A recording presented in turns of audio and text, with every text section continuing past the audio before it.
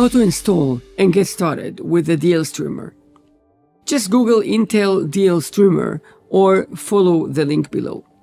Let's go to Get Started, and the first question is, do I have the right system? You can see here a bunch of platforms. Each has a link to the full description of that hardware. But I'm not sure which one I have. So let's open a terminal and type ls CPU. Look for the model name. My system is Core Ultra 7258V, whatever. Just go to arc.intel.com and search for that system.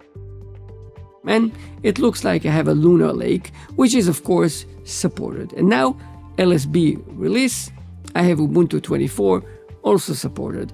I can divide the main functionality of the DL Streamer into three. The inference, which could be accelerated on a CPU, GPU, NPU, and more. The media operations like video decode and encode. These operations could run on the CPU, but we prefer to use the GPU dedicated fixed functions. Computer vision and other tasks could run on the CPU or GPU. There is a software stack on top of these hardware pieces, and if something is wrong, you cannot use these devices. So first, important note, make sure all your drivers for the GPU and NPU are up to date. If you're installing DL Streamer directly on the machine, it is usually easier. If you're inside a container, it should be basically taken care of. And if you're further than the hardware and you're using WSL, for example, it might take some extra steps. Anyway, make sure you have all the drivers. At least for the inference part, which is done by OpenVINO, there is a good way to check if you can access the hardware. See my OpenVINO course. I'll show you here on Windows, but it works just the same on Linux. Install OpenVINO. I usually do it in a virtual environment, so let's just activate it. You can see that I'm in.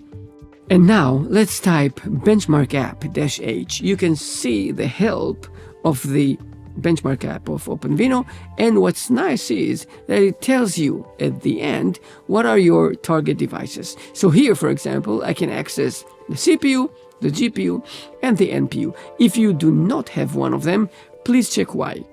Okay, the rest should be easy. I'll just run the instructions one by one, download the installation script, and install all the prerequisites. The script verified that I have the supported system, and I will install all the drivers and required software to make sure they work properly. These are the software components to be installed. If there is a problem, try to follow one of these links. All ready? So I'll be following option 1, which is basically to install DL Streamer directly on the machine. We already installed the prerequisites. I have Ubuntu 24, and we will set up the required repositories before the installation. You want to have the matching OpenVINO version, so this step will remove any other version. I do not have OpenVINO installed, so I can just move on, update, and install the DL Streamer. Type gst-inspect, gstreamer inspect.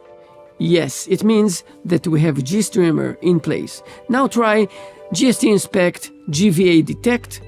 This is working, so DL Streamer is in place.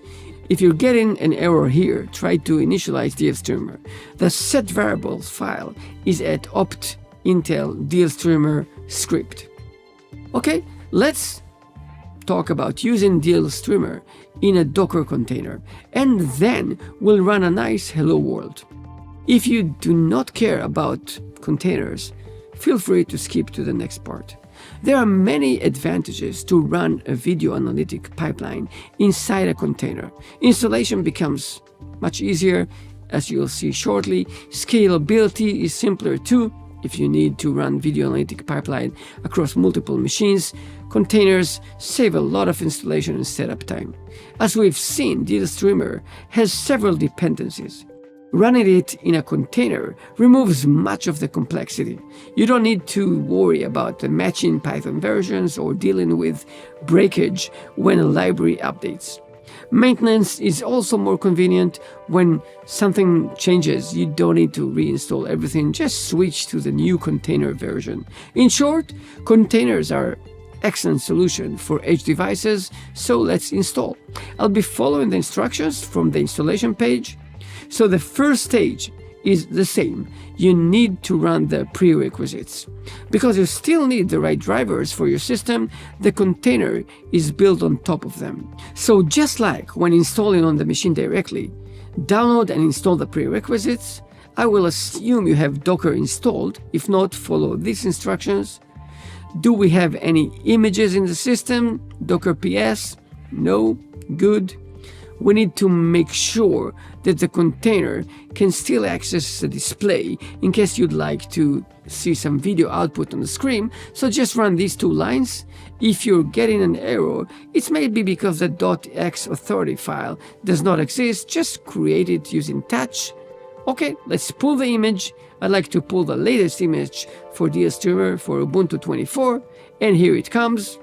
It will of course take some time, so go grab a coffee or something. Okay, Docker images, and we have the latest DLStreamer image. And now let's run the container. Copy from the instructions below, Docker run, and we are inside the environment. GST inspect to see if it still has a GVA detect. All set, you got DLStreamer running in a Docker container. Time to do something useful, just to make sure that everything works. So let's run the DLStreamer Hello World. In order to run a video analytic pipeline, you first need an AI model. You need to create a directory and define a variable called model's path. This is a major variable in running the DLStreamer. Make sure it is defined before anything. And this script will get everything you need for the demo. We are getting here a model called YOLO11S, and the dataset is called Coco128. This script is actually doing many things. You can look inside. It builds an OpenVINO environment and install all the required Python libraries. Here you can see the model was downloaded, converted automatically to OpenVINO format, and being quantized. This is why we need the dataset, to make sure we do not degrade the accuracy of the model. You can see here the results of the quantization from FP32 to int8, minor accuracy degradation. Script is removing the virtual environment and cleanup. At our model's path directory, you can find under public and the model name 3 versions of the model. Each version has 2 files, a binary file for the weights and an XML file describing the model connectivity. This is an OpenVINO IR format for AI models. It is advised to run all these environment variables and even place them in .bashrc. Will save you some confusion. And let's run the hello world. Model is used, pipeline starts to work, and here is the video. This is the one line that makes it all happen. You will learn how to do it yourself soon. It basically takes a video from the internet, decode it, and use the int8 version of the model, and you can see the .xml location for the detection. In this example, the detection will run on the Intel integrated GPU. Let's run it again. You can see here that it is working at 150 FPS, so performing inference 150 times in a second, and it can really detect most of the objects in the video. Okay, I hope you've made it so far. I hope you are starting to see the power of the DLStreamer and the ease of use. Next time, let's start programming. We'll start with the GStreamer and move to the DLStreamer. See you there.